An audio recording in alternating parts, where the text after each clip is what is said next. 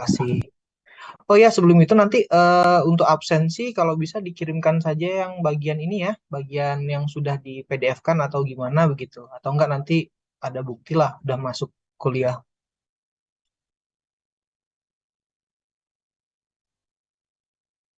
ya. Kita langsung aja untuk mempersingkat waktu. Oke, kemarin kalian sudah ada belajar atau sudah dikenalkan, ya harusnya di SMA juga sudah dikenalkan ya tentang DNA itu apa? Pernah atau belum sama sekali di SMA dikenalkan tentang itu DNA atau inti sel atau anak inti sel seperti itu? Kenapa? Pernah ya, oke. Sudah pernah? Sebelum itu, oh ya, oke oke oke oke. Oke. Sorry ya kalau delay ya, gitu. Ya namanya juga online. Eh, Kalau saya boleh tahu nih, yang review sedikit ya kalian-kaliannya yang interest untuk ikutin kuliah saya gitu ya kan. Yang kalau nggak interest ya wes nggak apa-apa lah gitu. eh yang dimaksud dengan asam nukleat itu atau DNA itu apa ya? Kalau yang kalian tahu lah, yang kalian tahu aja gitu. Apa gitu. Kalau dulu di SMA, kalian angkatan 2003 kan? Iya, Pak. Ya, ya apa yang dimaksud dengan, kalau kalian tahu apa yang dimaksud dengan DNA apa?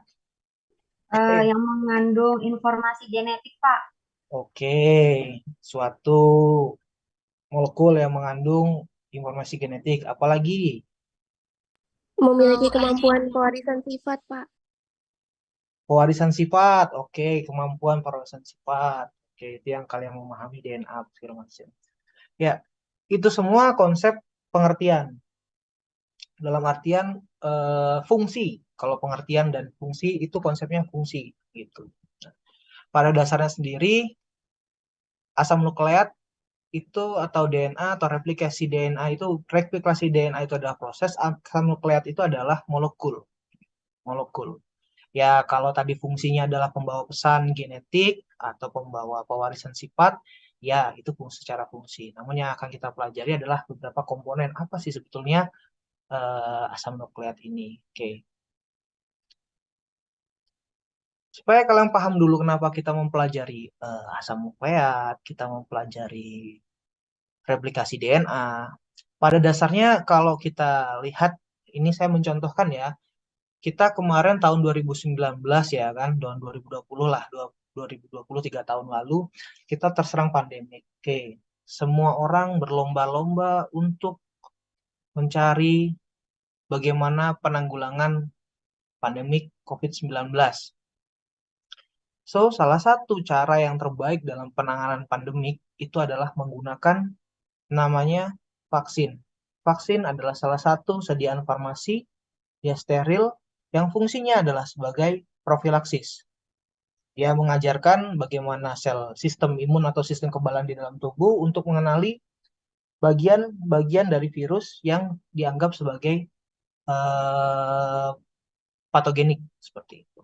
Oke, kalian pernah terpikir nggak gimana caranya kita ngebuat sesuatu yang bentuknya adalah asam nukleat, ya kan? Dan yang satu lagi bentuknya adalah protein. Pernah kebayang nggak gimana cara ngebuatnya? Kalian kan ngambil jurusan farmasi, tentunya kalian nggak tahu ya. Kalau di kebayangan saya, kalian kalau ngambil jurusan farmasi, kalian kebayangnya pasti akan membuat sesuatu yang berguna atau untuk kesehatan lah seperti itu. Nah, salah satunya adalah vaksin ini. Kebayang nggak kalian gimana cara ngebuat? Dari mana asalnya?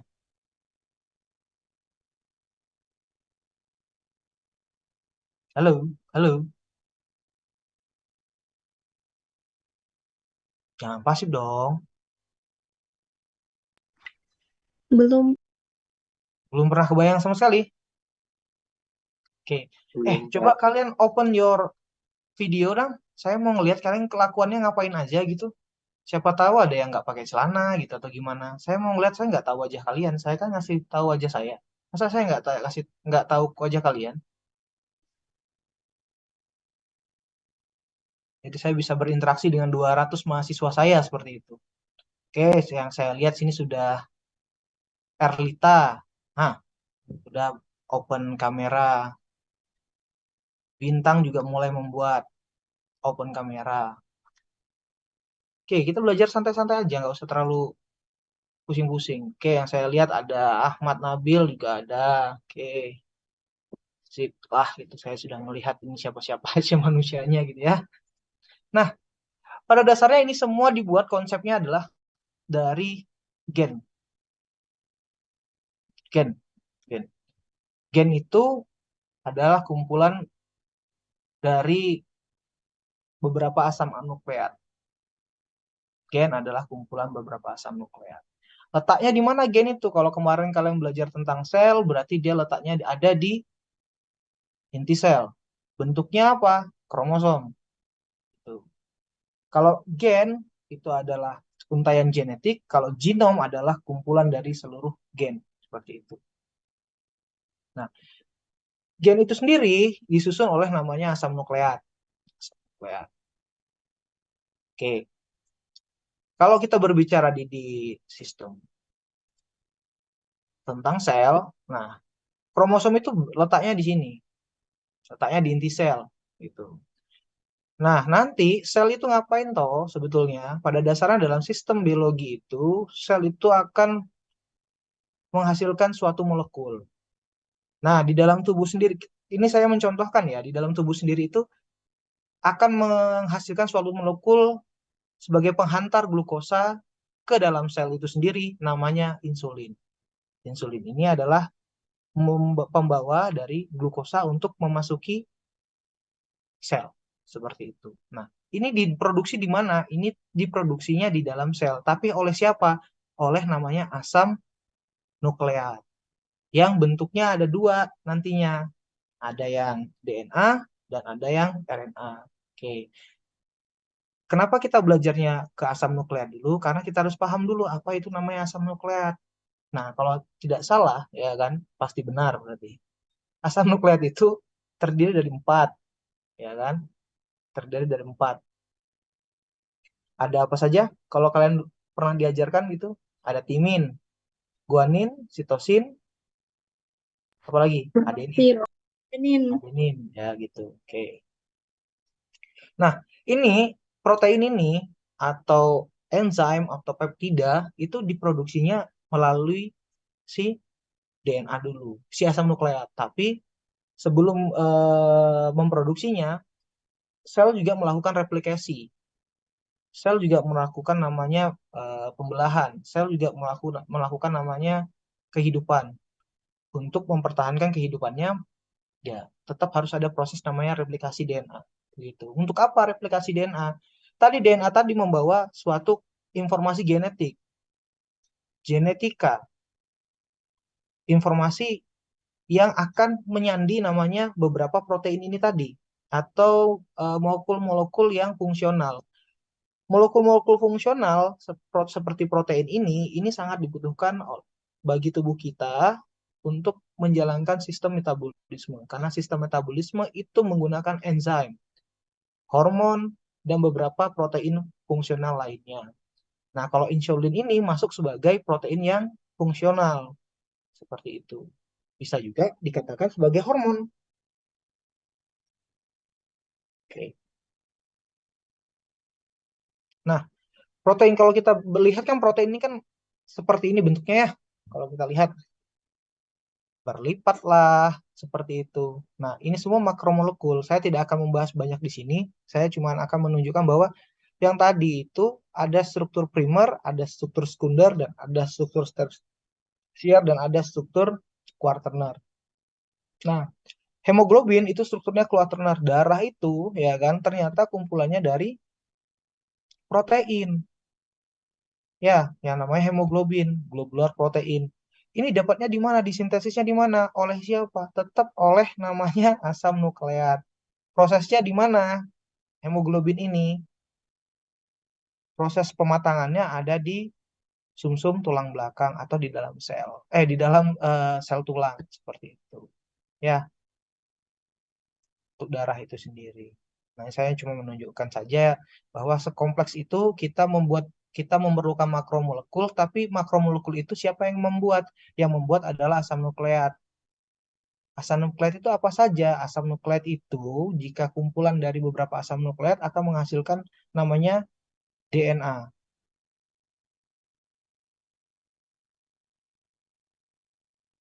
Oke, ini tidak usah dibahas. Nah, kita masuk kepada nukleotida. Oke, DNA itu sendiri, deoksiribonukleik acid itu merupakan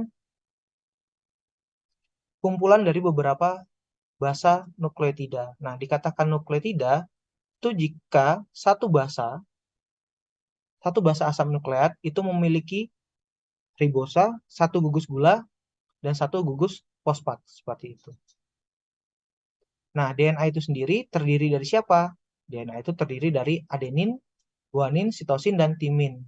Oke, kalau kita lihat di sini, adenin dan guanin itu merupakan purin basa atau basa purin. Kenapa dikatakan basa? Sesuatu zat memiliki kebasaan, kan kita taunya asam dan basa. Kalau asam rasanya asam, kalau basa rasanya agak kepahit-pahit sedikit seperti itu. Ya, itu kenapa? Karena kita memiliki namanya nitrogen di sini. Nah, ini basa nitrogen. Basa purin itu berbeda dengan basa pirimidin karena dia punya dua cincin. Satunya satu benzen dan dua ini satu lagi cincin furan seperti itu.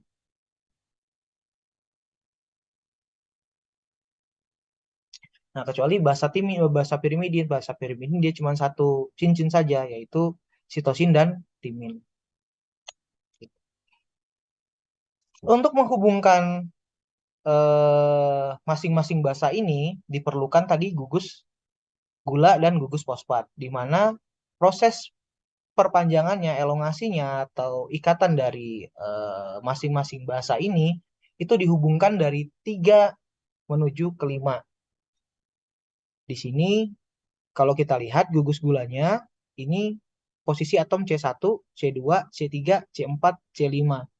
Jadi fosfat pada posisi 5 prime atau 5 aksen, kalau dalam DNA itu kita mengenal dengan 5, ini posisi 5, yaitu kan C nomor 5, itu akan berikatan dengan gugus hidroksil pada gula ribosa di posisi 3. 1, 2, 3. Nah, seperti ini di sini. Jadi kita belajar tentang kimia dasar juga berhubungan dengan mekanisme biologi farmasi itu sendiri. Jadi kita harus juga baik farmasi sains maupun farmasi klinis, ya ini juga kita harus mengetahui tentang ikatan. Jangan kalian karena saya klinis saya nggak paham tentang ikatan kimia, ya tidak. Itu fardunya kalian harus paham. Itu yang membedakan kalian dengan tenaga kesehatan lainnya yang bekerja di klinis. Gitu. Kalian paham tentang ikatan, kalian paham tentang gugus fungsi, kalian tahu di mana reseptornya, kalian tahu di mana interaksi obatnya seperti itu. Ya, oke. Selain tadi saya menjelaskan nukleotida itu ada 2, satunya punya DNA, satunya adalah punya ribosa. Yang membedakan dari ribosa RNA. Yang membedakan dari RNA itu adalah timin tadi akan diganti dengan urasil. Perbedaannya letaknya ada di kalau timin punya metil, kalau di urasil itu tidak punya metil pada penomoran. Nah, ini kalau penomoran bisa kalian dari mana saja, 1, 2, 3, 4, 5 di posisi 5 itu bisa. Dan tidak ada metilnya, gugus metilnya yang ini tidak ada. Itu RNA seperti itu. Sampai sini ada yang mau ditanyakan? Atau kalian kebingungan sendiri? Sudah ada yang garuk-garuk hidung, saya lihat. Sudah ada yang pusing-pusing dengan laporannya sendiri karena dosennya terlalu galak dan asistennya terlalu galak mungkin. Atau karena batako mahal gitu. Enggak ya? Jangan terlalu banyak dipikirkan. Pikirkan saja kalian kuliah pada hari ini. Oke. Tadi kita lihat ada 2 kelas dari asam nukleat ya, ada RNA, DNA, seperti itu. Nah, kalau kita tinjau lagi, tadi kita meninjau dari susunan basa pirimidinnya. Nah, sekarang kita tinjau lagi dari strukturnya. Oke, secara struktur ada 2 kelas asam nukleat, DNA dan RNA. DNA itu berpilin dan dia double helix. Kalau kalian pernah mendengar double helix berarti dia punya untaian atau strain Strain itu strain itu dianggap untaian atau satu polimer dari DNA, dari asam nukleat, tapi dia gabungan dari dua untaian asam nukleat. Nah, itu kalau DNA bentuk strukturnya seperti itu, dia terdiri dari dua dan dia berpilin. Kemudian kalau RNA dia satu saja, dia terbuka tidak tertutup. Seperti itu. Dia terbuka tidak tertutup jadi seperti ini. Kemudian kalau dari gugus gulanya, kalau DNA itu tadi itu dia tidak punya pada posisi nomor 2, 1, 2 itu dia tidak punya gugus hidroksil, tapi kalau RNA itu punya nomor 1, nomor 2 isinya pada posisi atom C nomor 2 itu punya gugus hidroksil. Itu yang membedakan. Jadi kalau dikatakan DNA itu adalah kepanjangan deoksiribonukleotida, berarti dia kehilangan deoksi. Deoksi berarti kehilangan gugus oksigen pada posisi nomor 2 kalau gitu. Kalau RNA tidak, dia punya tetap ada di gulanya pada posisi nomor 2.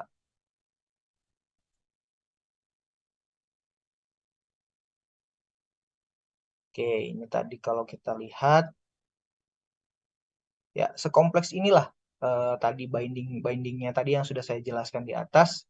Sekompleks ini kalau kalau kita melihat secara visual DNA itu saling berpasangan seperti itu.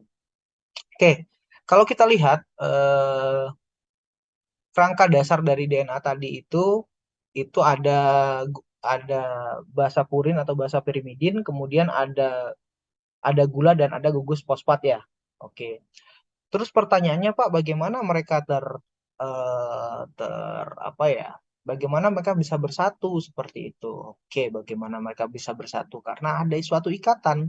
Oke, ada satu ikatan gitu. Kalau tadi yang menghubungkan antara satu asam nukleat dengan asam nukleat lainnya melalui ikatan 3,5 difosfat, ya kan? 3,5 difosfat gitu. Ikatan 3,5 difosfat. Kalau ini karena dia berpilin, yang menghubungkan adalah ikatan hidrogen gitu. Kalau kita lihat gini, adenin itu akan berpasangan dengan timin, sitosin akan berpasangan dengan guanin. Kalau kita lihat, kalau kita lihat, ini timin interaksi atau ikatan hidrogennya terjadi cuman ada dua, antara karbonil dengan amin bebas yang ada di sini, ya kan, NH2, dan yang di sini posisi nitrogen terhadap nitrogen yang ada pada amin yang ada pada gugus amin yang ada pada apa basa purin, basa timin seperti itu. Jadi kita tahu bahwa kalau timin dan adenin itu hanya memiliki dua ikatan hidrogen. Tetapi kalau sitosin dan guanin itu memiliki 3 ikatan hidrogen. Seperti itu. 3 ikatan hidrogen, 2 ikatan hidrogen. Ini akan sangat berpengaruh pada saat apa? Pada saat replikasi DNA atau pada saat sintesis DNA ini sangat berpengaruh. Seperti itu. Kenapa berpengaruh? Nanti saya akan jelaskan di bagian selanjutnya. Seperti itu. Nah, ini DNA sangat rigid loh ya. Dan susah sukar untuk diputus. Kalau diputus pada suhu tinggi bisa, kalau pada suhu biasa-biasa tidak bisa diputuskan. Seperti itu. Oke. Ada yang ditanyakan sampai sini? Izin Nah, atau bertanya, kalian, iya, silahkan Nazila. ikatan fosfodiester dengan ikatan 3,5 bifosfat itu sama kah, Pak? Sama. Ikatan Oke, pos 3 fosfodiester sama dengan ikatan tadi. makasih, Pak. Ya. Mm-mm.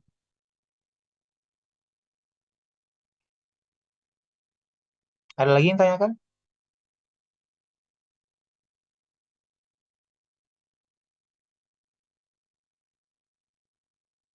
Oke, kalau nggak ada saya lanjut. Nah, Karena kita ini belajar tentang, kalian di awal-awal diajarkan tentang sel prokariotik dengan sel eukariotik tidak? Oke, Diajarkan. saya anggap kalian diajarkan di awal-awal di biologi farmasi. Itu sangat berbeda. Prokariotik itu adalah sel yang tidak memiliki membran inti dan eukariotik adalah sel yang memiliki membran inti. So, kalau kita lihat dari bentuk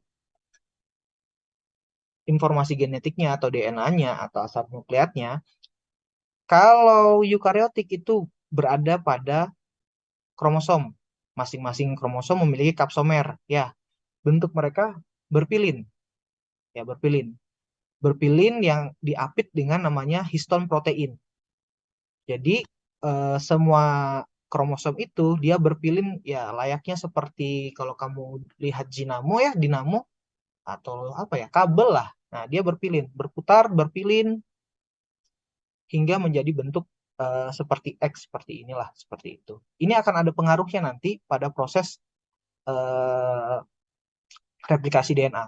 Kemudian yang pada prokariotik juga ternyata prokaryotik kan punya dua genom atau punya dua asam nukleat. Nah, asam nukleatnya baik yang disebut plasmid maupun yang disebut bukan plasmid, ya kan, naked DNA dari prokaryotik itu juga sama. Bentuknya ternyata tidak mesti sirkular, tapi akan terjadi proses bukan pelipatan, akan jadi proses namanya berpilin, terputar seperti itu, terputar.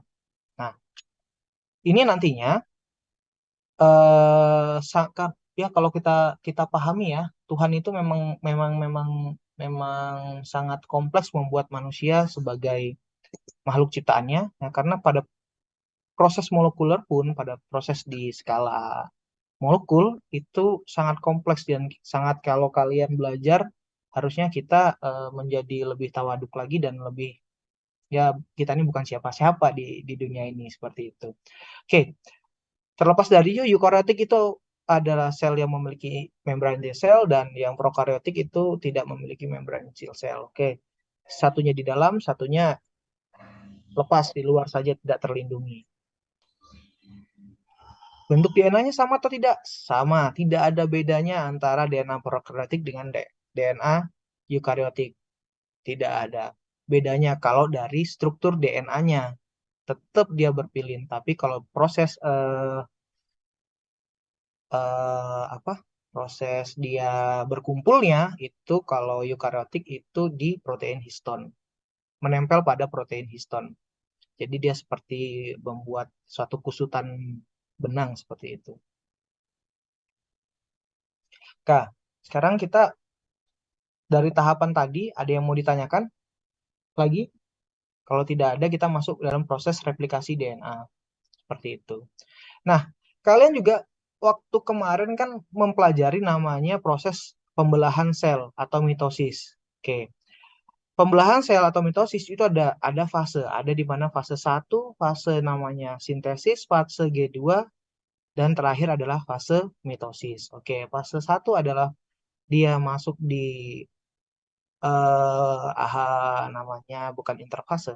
Ya, interfase kalau tidak salah, interfase. Tahap sintesis itu masuknya pada tahap sintesis, G2 masuknya pada meiosis, pada proses apa ya? Saya lupa lah itu. Yang pasti pada proses ini, pada proses sintase itu dia masuk pada metafase kalau tidak salah, G2 SS ke G2 itu masuk ke dalam proses metafase seperti prometafase. Nah, oke. Pada saat kita proses namanya S atau sintesis DNA, itu DNA mengalami namanya replikasi. Kalau yang disebut replikasi berarti dia menjiplak atau membuat tiruannya dari untayan DNA. Gitu. Oke, kalau manusia itu kan kromosomnya ada 46 kromosom kalau tidak salah ya. Ada 46 kromosom gitu, sebanyak itu. Nah, setiap hari sel kita itu membuat replicated yang sama. Mulai kita dari tidur sampai bangun lagi, tidur lagi, itu proses repair tubuh itu selalu terjadi. Oke, seperti itu. Nah, sekarang pada tahapan replikasi DNA itu kita punya 3 tahapan. Yang pertama tahapan inisiasi, elongasi, dan terminasi. Di dalam sel prokariotik maupun sel eukariotik, komponen dalam proses replikasi itu tetap harus ada namanya DNA template atau cetakan DNA, artinya DNA kita sendiri. Gitu. Yang DNA yang berdouble helix tadi itu nanti akan dibuat oleh enzim untuk jadi untaian tunggal atau DNA tunggal. Kemudian diperlukan namanya DNTP, ya kan? Itu DNTP itu termasuk adenin trifosfat, timin trifosfat, sitosin trifosfat, sama guanin trifosfat. Seperti itu. Ya, DNTP. Kemudian diperlukan DNA polimerase, kemudian diperlukan namanya enzim primase, enzim helikase, kemudian diperlukan namanya protein single strand binding protein, kemudian diperlukan DNA ligase. Seperti itu. Nah,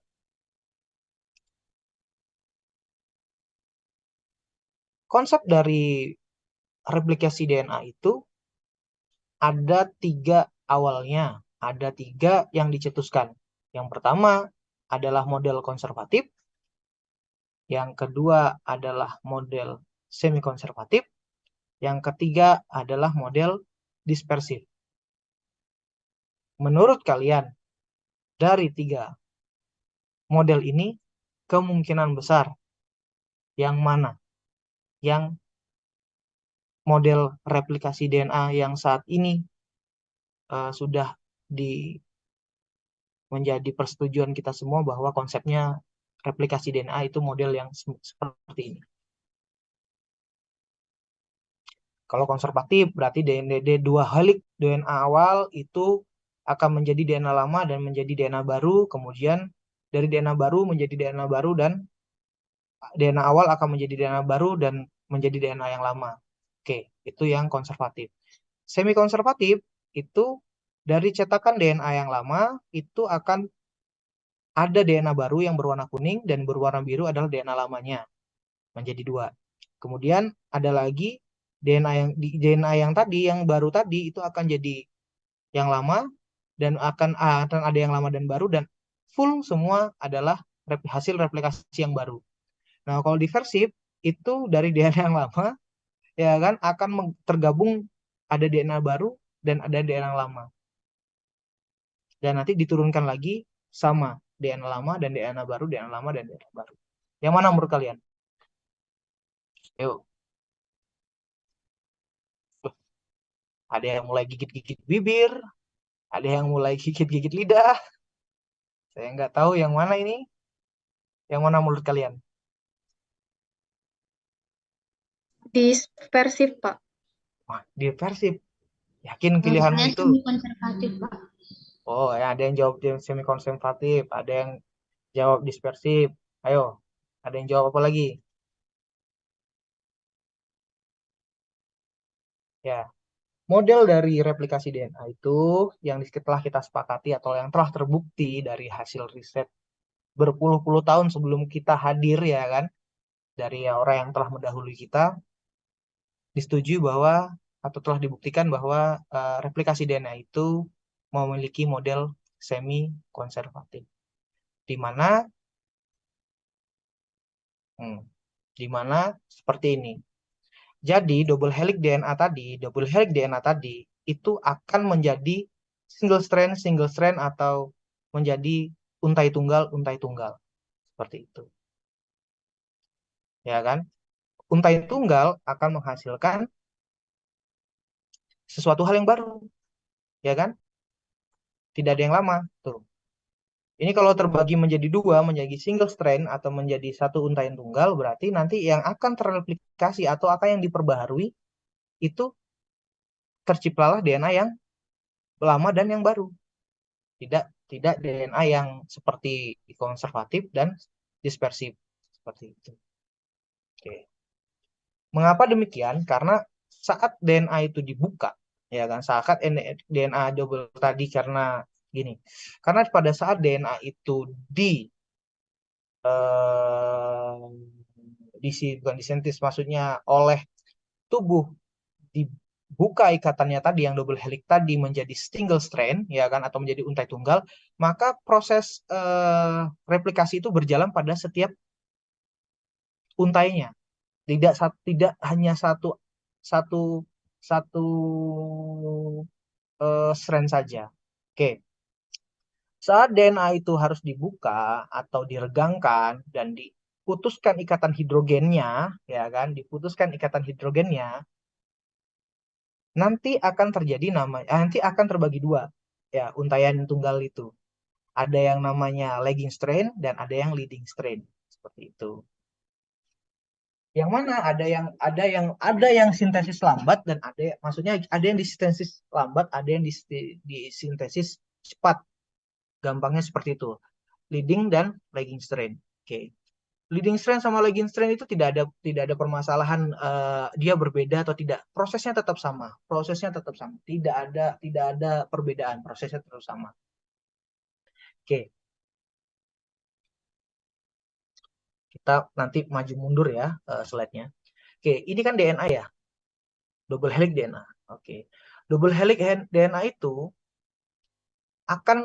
nantinya akan ada lah. Oke.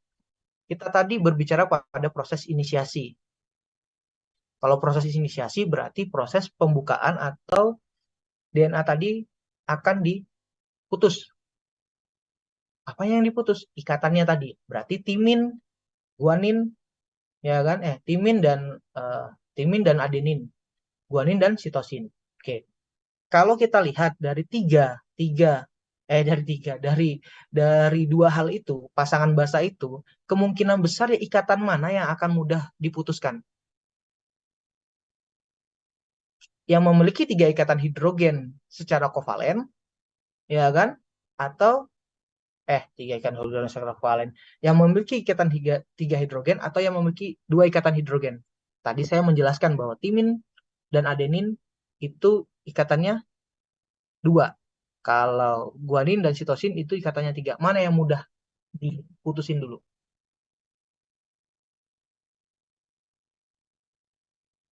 Kamu punya 3 tali, kamu punya 2 tali gitu ya kan. Mana yang lebih kuat berikatan? Saya tidak menjebak ini. Guanin dan sitosin, Pak, yang lebih kuat. Guanin dan sitosin ya. Kenapa? Karena punya 3 ikatan tadi, dia lebih kuat. So, jadi pada proses inisiasi tadi, inisiasi siapa sih yang datang? Oke. Namanya ada protein pre-replication kompleks. Dia akan menuju daerah-daerah, ya kan, pada untaian DNA yang kaya dengan adenin dan sitosin, ya kan? Atau dikenal daerah tersebut dengan daerah origin of replication atau titik awal replikasi. Kenapa dipilih itu? Tadi katanya cukup lemah dibandingkan dengan guanin dan sitosin. Oke, jadi ada namanya sebelum kita masuk ke mana tadi ke enzim helikase, ya kan? Helikase itu adalah enzim untuk memutuskan atau yang tadi berpilin, DNA yang berpilin tadi jadi lurus, jadi single strand, harus ada namanya pre-replication protein kompleks. Dia fungsinya adalah ini. Dia memisahkan helix DNA gitu. Menjadi 2 untai tunggal nantinya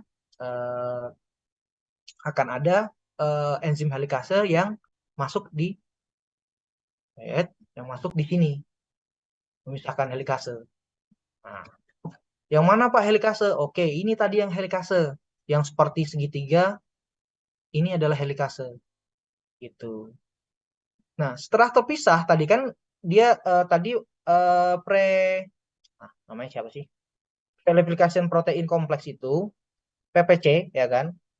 Pre replication protein kompleks tadi itu dia akan mencari daerah timin dan apa? Timin dan adenin ya. Nah, setelah timin dan adenin itu terbuka, lepas ikatannya, maka selanjutnya helikase akan masuk yang akan terus meneruskan untuk memutuskan spiral atau berpilinnya tadi DNA. Oke. Dalam proses helikase muncul, ya kan? Helikase muncul terus. Pada dasarnya ikatan antara single strand DNA dan angkatan antara masing-masing untai DNA ini itu sangat kuat sebetulnya. Sangat kuat dan dia harus kembali lagi karena natifnya seperti itu, dia harus kembali lagi. Sehingga untuk menstabilkan untaian DNA tunggal ini ada namanya enzim single strand binding protein. Dia yang akan mempertahankan posisinya pada posisi single atau posisi satu DNA. Seperti itu. Ya, bisa dipahami sampai di sini.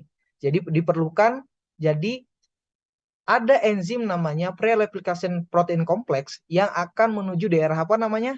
Adenin dan timin. Oke, kenapa di adenin dan timin? Karena di sana ikatannya tidak cukup kuat seperti ikatan guanin dan sitosin.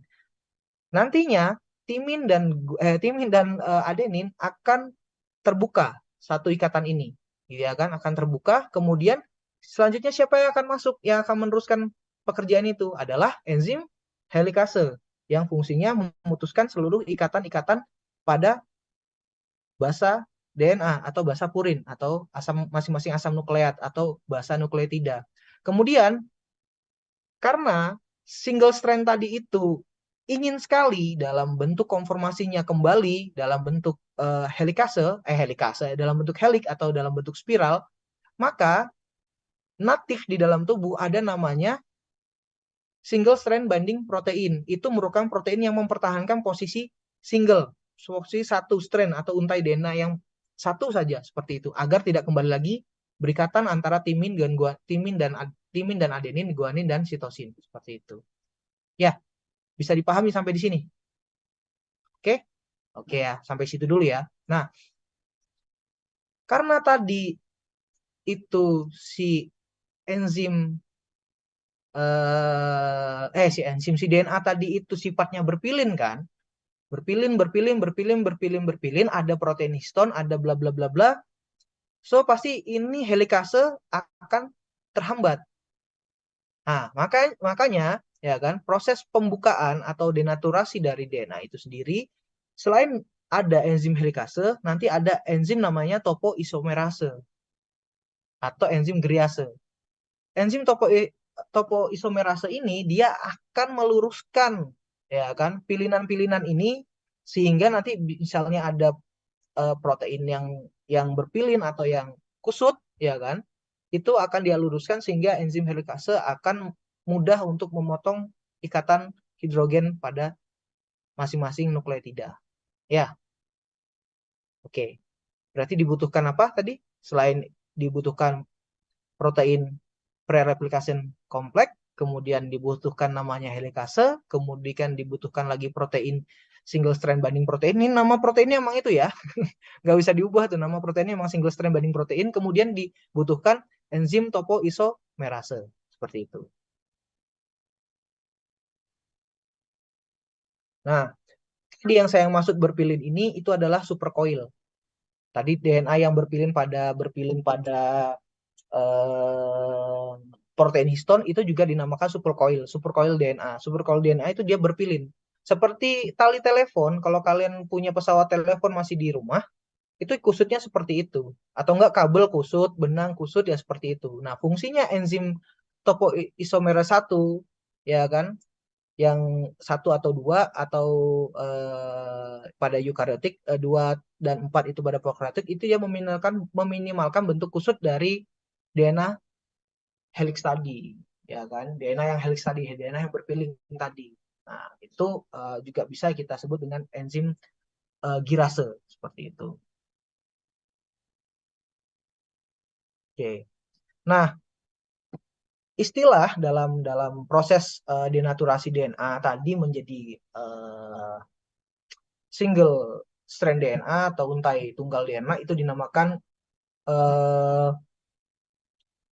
replication fork atau garpu replikasi seperti itu. Jadi karena bentuknya seperti garpu tala. Nah, jadi yang dikatakan replication fork seperti itu. Ya, bisa dipahami kalau yang itu istilah-istilah umumnya. Kalau saya senangnya ya denaturasi menjadi single strand DNA gitu aja. Beda tipis lah seperti itu. Nah, ada yang tanyakan sampai sini? Tidak mengerti? Penjelasannya Bapak tidak bisa menjelaskan? Atau bagaimana? Atau kembali lagi, batoko mahal?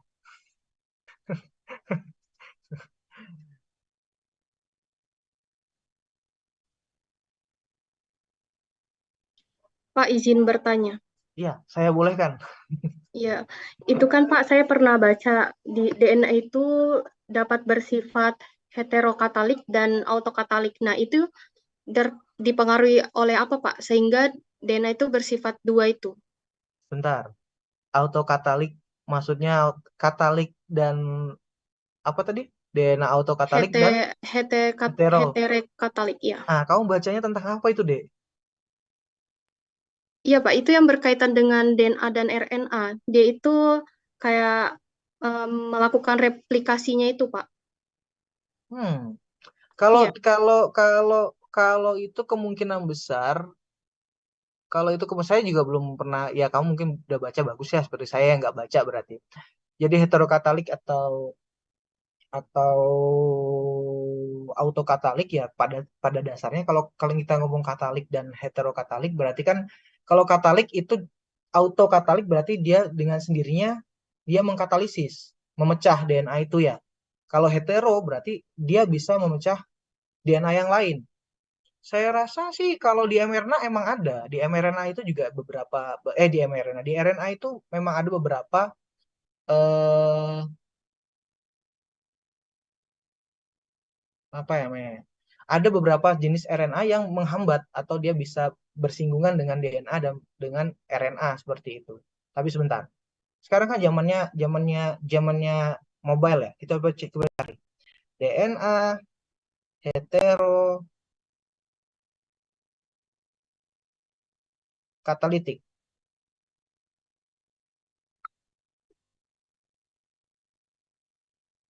Heterokatalitik.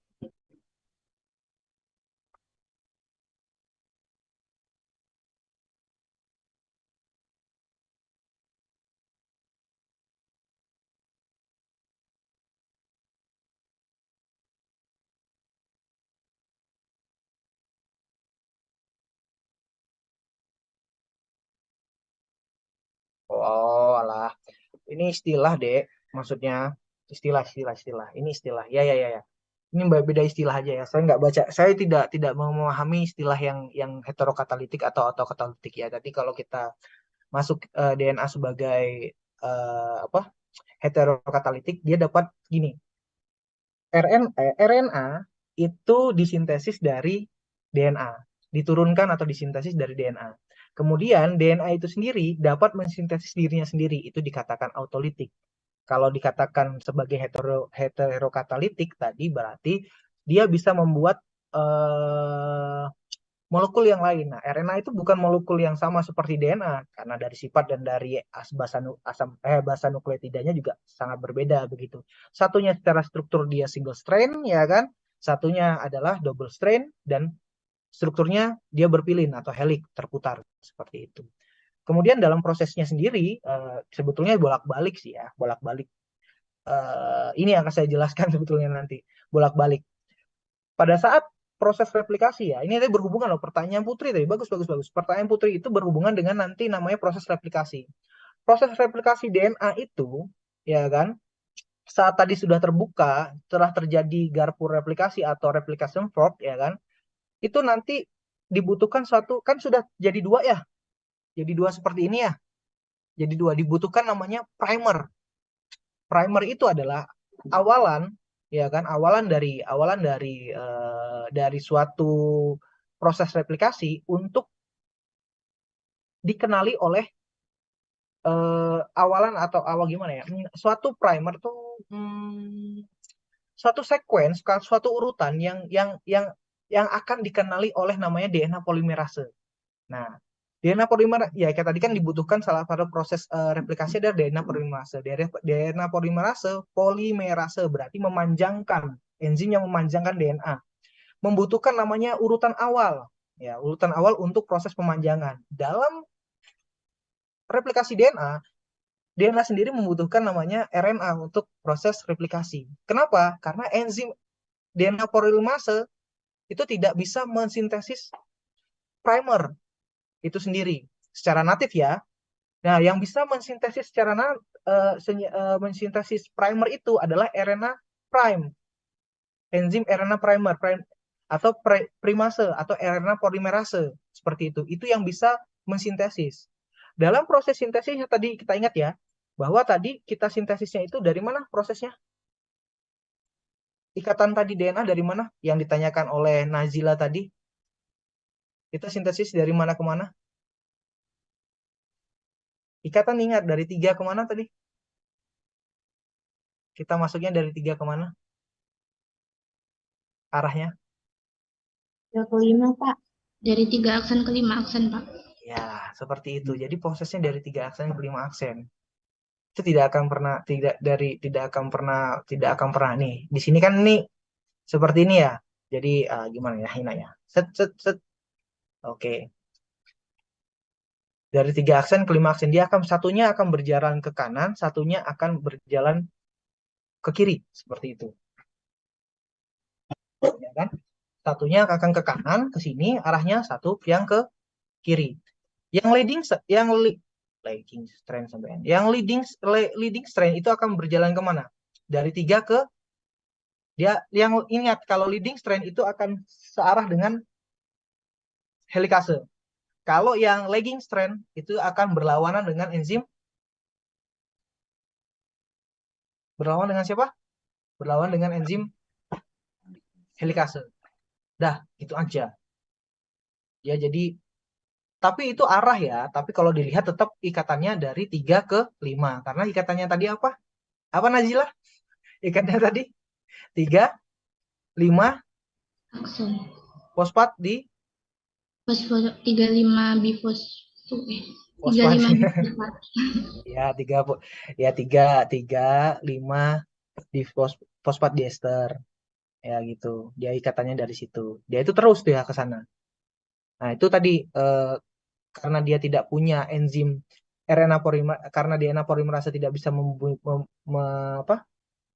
mensintesis primer, maka dibutuhkan adalah enzim primase, ya kan? Atau RNA polimerase. Kemudian, kenapa arahnya dari 3 ke 5? Karena pada saat kita Oke.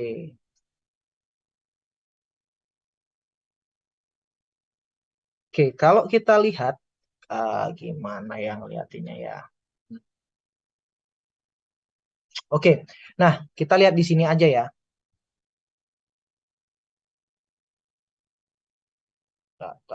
Bentar.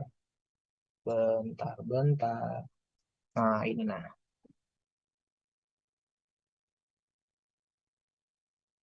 Oke. Tadi kan primernya RNA, Pak, berbeda dengan DNA. Kan itu kan hetero, Pak, bukan sama, bahasanya beda. Iya, benar. Kalau tadi RNA itu kalau DNA timin ketemunya adenin ya. Nah, kalau di RNA adenin ketemunya urasil. Oke, itu dulu ya. Nah, dalam proses tadi kita kenapa harus membutuhkan primer? Karena pada proses replikasinya untuk DNA itu mempolimerasikan itu dibutuhkan namanya gugus hidroksi bebas ini. 3 hidroksi bebas seperti itu. 3 hidroksi bebas. Kalau tadi pada gula itu kan ada OH di sini ya. Ada OH juga posisi 3. 1, 2, 3. Nah, dia membutuhkan ini. Kalau tidak ada posisi 3 hidroksilnya, maka tidak akan terjadi proses replikasi DNA oleh DNA polimerase. Nah, kemudian nanti pada saat itu yang mau saya jelaskan. Kemudian nanti pada saat proses DNA polimerase itu mulai berjalan, ambil kan tadi dibutuhkan DNTP, ya. Kenapa, Stefani?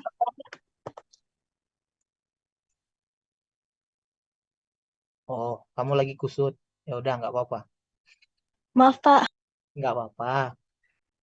Ya, tadi pada saat DNA polimerase tadi itu berjalan, tadi kan kita membutuhkan DNTP ya, di nuklea trifosfat tadi ya kan, nukleo misalnya adenin, trifosfat, NTP, ya kan, ATP, ATP, TTP. Nah, itu nanti akan berjalan menuju senseinya itu sendiri. Kalau misalnya tadi, yang mana ya? Nah, seperti ini. Jadi tadi anggaplah ini proses replikasi ya. Jadi tadi kalau misalnya yang ditemukan adalah primernya adalah adenin, nanti yang akan diambil adalah timin, begitu.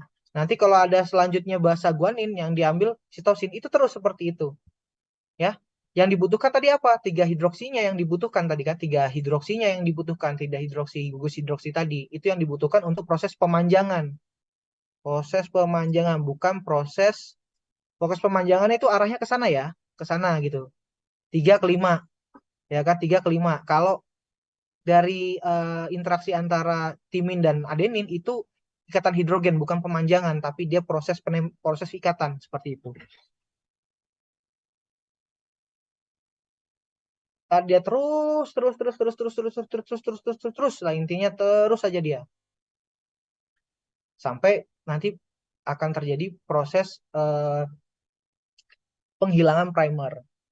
Nah, proses penghilangan primer itu dilakukan oleh enzim DNA polimerase juga gitu. Ada polimerase 1 yang berperan di situ kan. Kalau dalam proses pemanjangan itu DNA polimerase 3.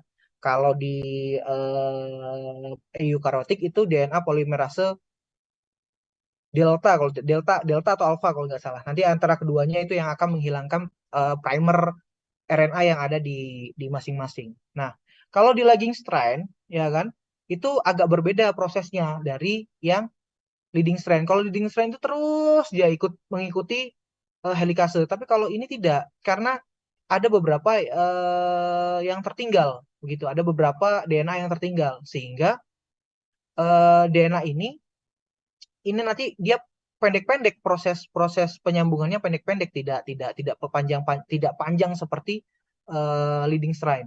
Nah, fragmen yang tertinggal itu dinamakan fragmen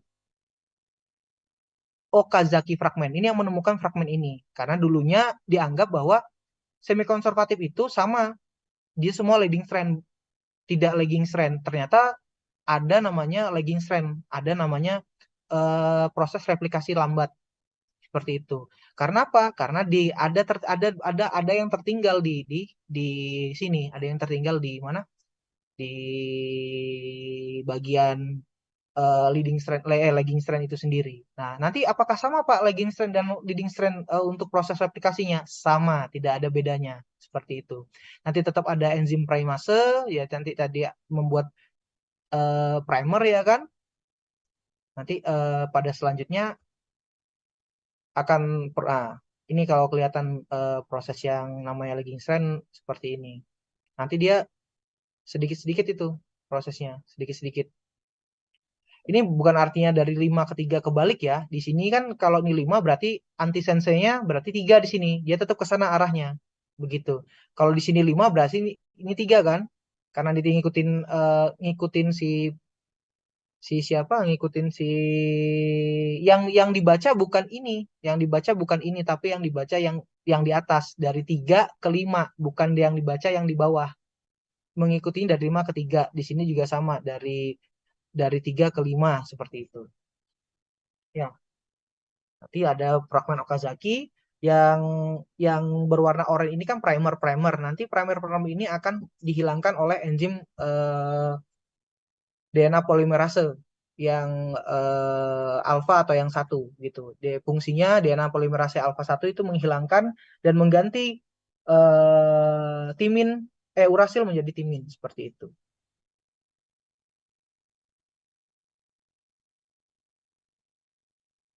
Ada yang tanyakan? Izin Nah, bertanya, Pak. ya, tanya apa? Jadi pekerjanya topoisomerase duluan atau enzim DNA ligase duluan, dalam artian itu DNA-nya disejajarkan dulu, baru ikatannya diputus, atau ikatannya diputus dulu baru disejajarkan. Kalau tadi kan kamu ngomong DNA ligase ya. DNA ligase itu fungsinya setelah semua jadi helix ya kan, jadi double strand, itu ligase duluan. Topoisomerase itu tidak berhubungan dengan proses ligase. Topoisomerase itu berhubungan untuk dia membuka double strand dari DNA tadi. Nah, nanti kapan proses dia berhenti, Pak? Pada saat semua sudah menjadi double strand. Seperti itu. Ya, jadi kalau tadi itu terus dia akan beriringan dengan helikase. Helikase akan terhambat jika di depannya ada halangan. Udah gampangnya gitulah. Kalau kamu di depan ada halangan, ya kan ada motor, jangan ada batu yang gede, jangan ditabrak gitu ya kan. Minta tolong sama temanmu untuk menghindarkan atau siapa, seperti itu. Gampangnya seperti itu Bang analogikannya. Nah, proses penempelan itu adalah proses ligase. Tadi semua itu yang tadi itu ada proses elongasi dengan DNA polimerase 3, habis itu penghilangan dari primer yang ada primer RNA tadi, itu kan dilakukan oleh DNA polimerase 1 atau alfa pada eukariotik. Itu nanti ada proses ligase penempelan karena itu belum nempel seutuhnya karena masih ada gap ya tadi yang ikatan ikatan antara timin dan guanin tadi. Bukan timin dan guanin karena proses elongasi tadi berarti itu ikatan fosfodiester tadi gitu. Fosfodiester tadi. Nah, hilang yang dijelasin. Kemana dia? Oke.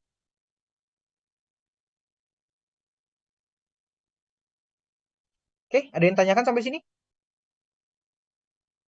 Atau bingung atau Pak, Bapak nggak bisa ngejelasin nih Pak, pusing sendiri saya. Gitu. Ya, kenapa?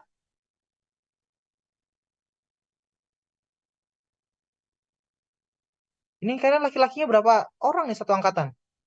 Kayaknya saya lihat paling banyak tetap perempuan.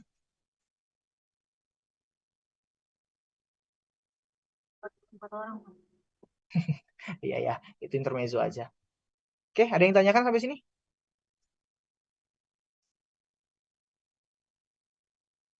Kalian tuh loh disuruh bertanya ngarang, suruh ngarang bertanya. Gimana ini?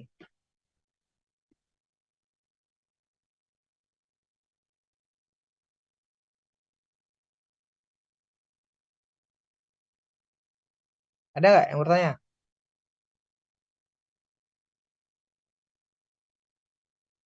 Nah, kalau tadi itu saya baru menjelaskan proses replikasi. Belum proses namanya sampai sintesis protein. Itu baru proses replikasi DNA. DNA mereplicated begitu. Belum prosesnya. Pak, kenapa DNA harus bereplikasi ya? Karena tadi proses pembelahan. Proses pembelahan tadi itu proses perbanyakan sel. Sel membelah jadi satu, jadi haploid ya kan? Jadi sel yang haploid dan jadi dua dan seterusnya menjadi beberapa sel. Oke. Pak, kenapa terjadi proses kanker? Ya, proses kanker itu proses pembelahan yang terus-menerus. Kenapa? Proses replikasinya tidak tertahan. Terus dia membelah, nggak ada. Jadi proses mitosis tadi itu terus belum sempat matang pada proses mitosis, dia terus membelah lagi, replikasi lagi, membelah lagi, replikasi lagi.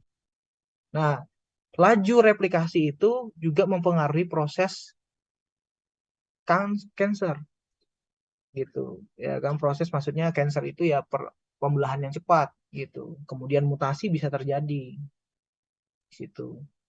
Kesalahan pembacaan untuk menjadikan protein itu juga terjadi di replikasi juga. Kalau replikasinya salah kodenya replikasinya tidak sesuai, berarti RNA-nya akan berubah juga, termutasi dan protein yang dihasilkan akan salah. Bisa saja kesalahan itu menjadi tidak, contohnya begini, orang dikatakan diabetes tipe 1 jika pankreasnya rusak karena produksi insulinnya menurun. Oke.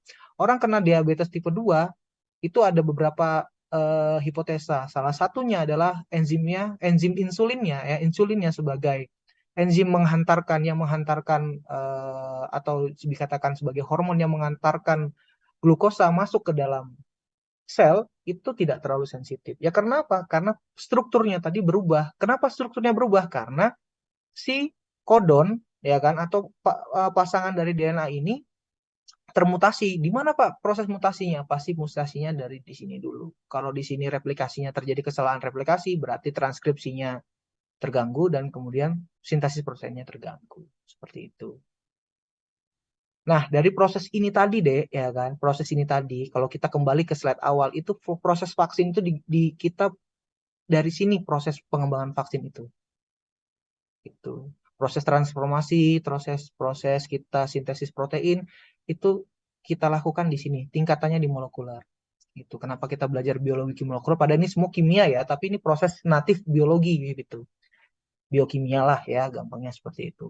Nah, ini proses di sini. Tadi kalau kita bisa nggak bikin DNA, vaksin DNA, Pak? Bisa. Kita bisa nggak bikin vaksin mRNA? Sudah ada, ya kan?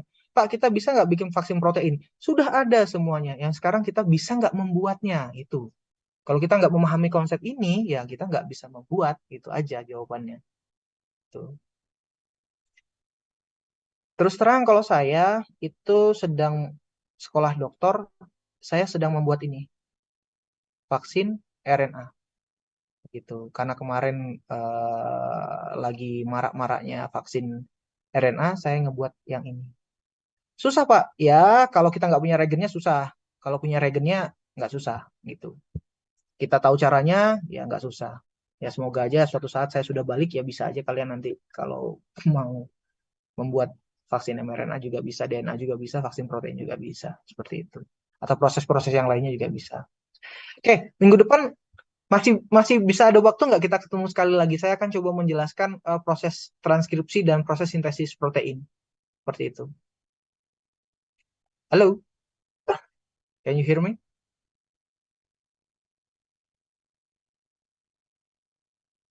Wih, kalian ini Masih bisa. bingung semua. Ya, masih bisa ya? Kalau masih bisa di jam yang sama aja ya, gitu. Jadi saya berharap kalian juga nggak, ya kalian kan angkatan 2023 ya, masih semester 1 ya. Belajar-belajar yang baik aja, tidak usah ikut kisruh-kisruh yang ada di kampus. Kalian cukup belajar dulu gitu. Gitu. Sudah ada yang memikirkan hal-hal yang lain ya. Yang keutamaan kalian itu disekolahkan, dikuliahkan itu belajar dulu gitu. Sudah tahu ilmunya baru kalian praktekkan. Kalau kalian ngurus yang lain, belajarnya nggak jadi, ya kan? Nggak fokus. Seperti itu. Saya sama Pak Wisnu, Bu Risna, Bu Kiki, ya kan? Itu adalah angkatan pertama S1 Farmasi dan Apoteker. Gitu. Jadi saya harap kalian juga bisa menjadi angkatan yang lebih baik daripada kami gitu, bukan hal-hal yang lain. Ya, tetap semangat ya. 200 mahasiswa apa? Sarjana farmasi yang sains maupun yang klinis. Kalau klinis kan dibuka tahun 2000 berapa kalian? 2000 berapa kalian ya? Lupa saya. 19, Pak. 19 ya masalah ya. Gitu angkatan pertama 2019 gitu. Jadi ya tetap aja kalian juga harus paham yang ini, yang klinis juga harus paham tentang proses replikasi DNA karena hubungannya di mitosis. Itu hubungannya di mana Pak? Pada saat nanti kalian belajar tentang cancer, itu di situ dipakai sekali gitu nantinya. Belajar tentang cancer itu sangat dipakai proses replikasi itu. Dan di situ nanti kita bisa menargetkan obatnya targetnya di mana, seperti itu. Gitu, targetnya di mana. Bisa kan kalau tadi topoisomerasenya di apa? Dihambat bisa sehingga tidak terjadi replikasi DNA, so kanker nggak terjadi, bisa ditahan. Nah, pakai apa? Nah, itu yang dipelajari nantinya di kimia medisinal sama Pak Hanggara nanti atau Bu Lisna. Itu. Kalau udah diajar sama Pak Hanggara belum? Belum, Pak. Oh, ya nantilah mungkin semester selanjutnya. Oke, ada pertanyaan lagi? Belajar jangan terlalu banyak. Yang penting saya ngantarkan dulu prosesnya di situ. Ada? Nanti kalian baca-baca ya. Ada beberapa nanti saya kasih jurnal lah untuk baca-baca sedikit biar ada gairah untuk belajarnya. So, ada yang pertanyaan kan? Kalau nggak ada yang ditanyain, saya cukupkan kuliah untuk hari ini. Izin Pak, Oh, izin ya. Silakan. apa bisa mendapatkan PPT-nya Pak? Boleh, itu pasti dikasih. Nggak mungkin nggak dikasih. Mau soalnya sekalian? Oh, baik, terima kasih Pak, bisa Pak. Oh, mau juga soalnya? Ya, nanti pas ujian ya. Ya, nggak bercanda. Nanti saya kasih PPT-nya. Nanti saya kasih ke siapa PPT-nya?